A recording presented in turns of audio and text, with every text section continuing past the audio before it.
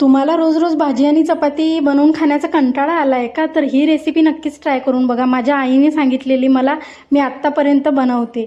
आज ऑफिसवरून आले आणि जेवण बनवण्याचा अक्षरशः कंटाळा आलेला. मग काय छानपैकी मिरच्या भाजून घेतल्या आणि त्याचाच ठेचा बनवून घेणं चालू आहे. ह्या सगळ्या गोष्टी मी काही कट करून घेतल्या आणि काही खिसून घेतल्यात. आणि 2 वाट्या मी गव्हाचं पीठ घेतलेलं इकडे, त्याच्यामध्ये जिरं टाकून घेतलं. नंतर मिरचीचा ठेचा मी बनवलेला तो टाकला. नंतर छानपैकी लसूण मी बारीक करून घेतलेला तो टाकला.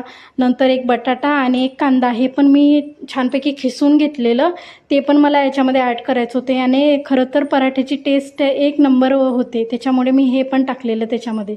आणि नॉर्मली लोक पालक हा शिजवून घेतात, पण तसा घेऊ नका. कच्चाच पालक छोटा असा कट करून घ्या आणि तो टाका. त्याच्यामध्ये थोडीशी हळद, चवीनुसार मीठ टाका.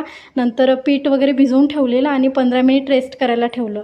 त्याच्यानंतर छानपैकी पराठे बनवून घेतले त्याचे आणि मीडियम फ्लेमवर खरपूस असे भाजून घ्यायचे. तेल किंवा तूप हे सगळं लावू शकता तुम्ही त्याला. आणि छानपैकी दोन्ही साईडने खरपूस होतील असे भाजायचे आणि टेस्टला एक नंबर लागतात. तुम्ही पण नक्कीच ट्राय करून बघा. ओके.